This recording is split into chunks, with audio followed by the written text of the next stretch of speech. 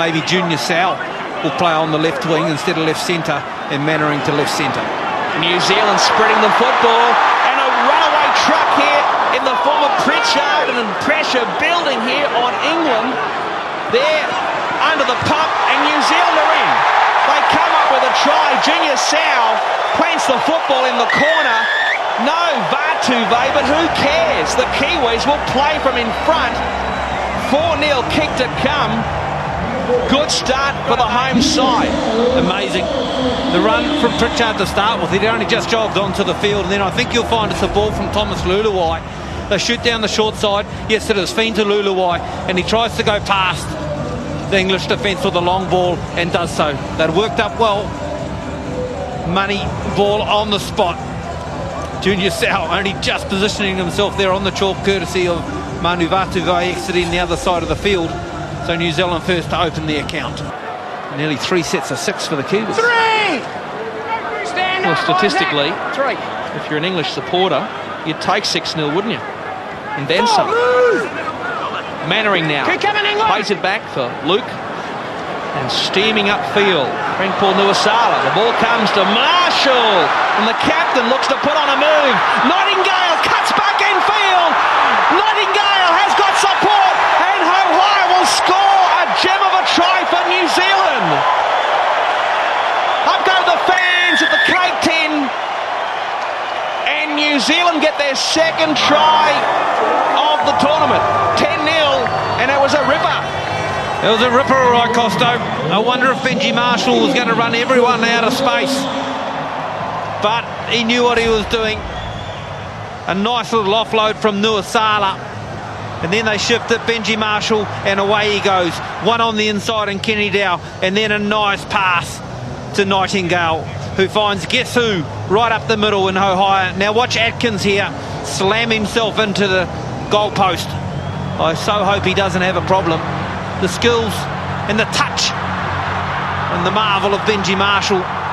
Good palm it was from Nightingale. And then right up the middle of the field, the Huntley Hurricane. Marshall promotes the ball. Kenny Dow had to reach for it.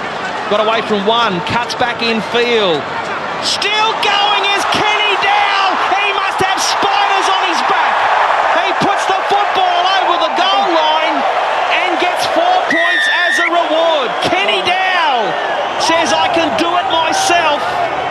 And he stretches the lead here at the Cake Tin. Sean Kenny Dow, what a marvellous, marvellous try.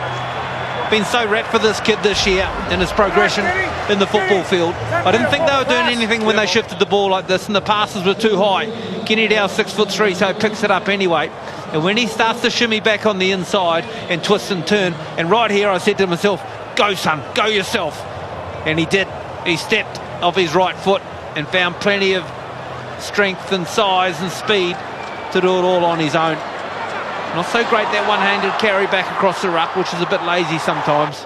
But wow, you got to like that.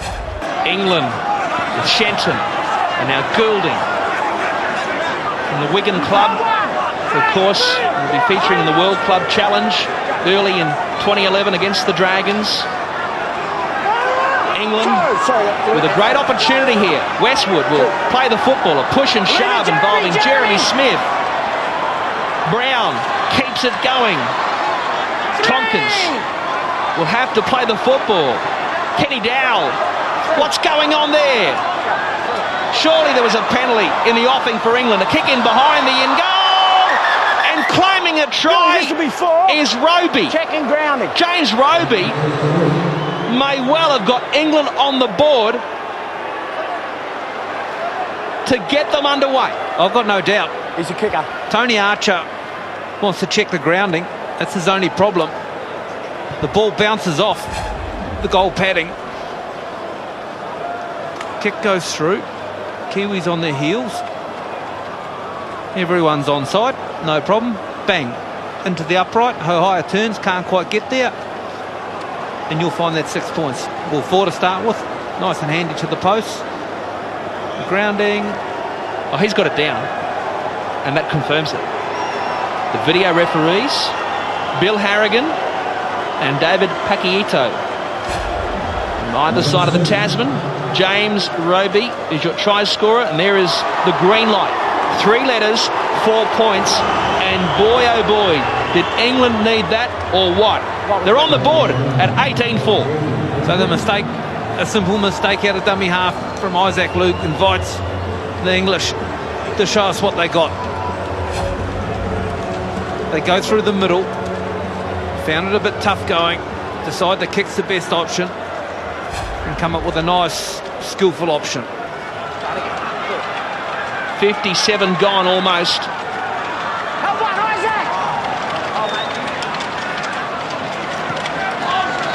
Let's see how the Kiwis muscle up on this set. Some second phase from Graham. And quick hands from the English. Shenton cuts back infield, crosses halfway.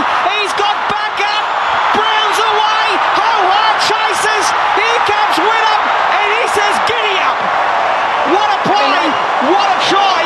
Here come the Poms at the Cape 10. Well, now we've got a game on. Everyone's taken a breath, apart from the English. Back-to-back tries, and a pretty special one as well. Good pace. Fullbacks backing up through the middle again. And they split the Kiwis wide open.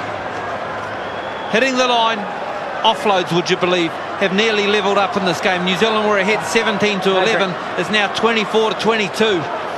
Off they go through the middle, and Shenton, he shows us good pace and then finds a nice little offload to Brown, who didn't know if he could go all the way, so unselfishly gives it to the fullback in Woodop, and it's a fine try. The damage, straight running again from a young centre. Busted them wide open, and boy oh boy, if New Zealand were travelling comfortably. Two, up now! Smith passing before the line, Fiend combining with Mannering. Blair thunders upfield. 12-0 it was at the break. Now the Kiwis by 8. Marshall, a couple of dummies. Nightingale back on the infield. Still going. Kept the ball alive. And Benji Marshall, you are a genius. Billy, this will be the 5th tackle. They're going to check the tag. But Benji Marshall showing his wizardry here in the capital. Well, here's something new we wouldn't have seen this year. We're checking the corner post. Nightingale, I thought he should have passed on the inside. Had a player unmarked. He went himself. And Benji, beautifully done. No problem about that. He knows where the post is. He also knows most blades of grass on most football fields, says Benji. I'll tell you what, I'm going to issue a challenge to everybody. Surely they're going to give this a green light. If there's any doubt, I don't think there was much, if any. He is a freak. And there we go. And England surely are out of business here in Wellington, and the Kiwis celebrate, and so they should. The brilliance of Marshall catapulting the Kiwis to a 12-point advantage at 22-10. The right-hand side is Benji Marshall's favourite side to attack, and so Fiend gets things started to the man of the moment there. The show, the go, and again he finds Nightingale on the inside. Here I thought he could have passed to Kenny Dow, but in fact he was probably marked. The offload one-handed as Nightingale wasn't held, and the tackle was really the killer blow. Time back on. And after serving his outside backs so well over the years, one of the outside backs serves Benji Marshall with the last pass just for a change. And he says, I can finish in the corner like a winger as well. Kick over the top. There's a clock being counted down in the background. Our timepiece says there's 30 seconds to go. It's all over. Purely academic, of course. And after leading 12-0 at the break, the Kiwis have prevailed here 24-10 against England in Game 1 of the Four Nations of 2010.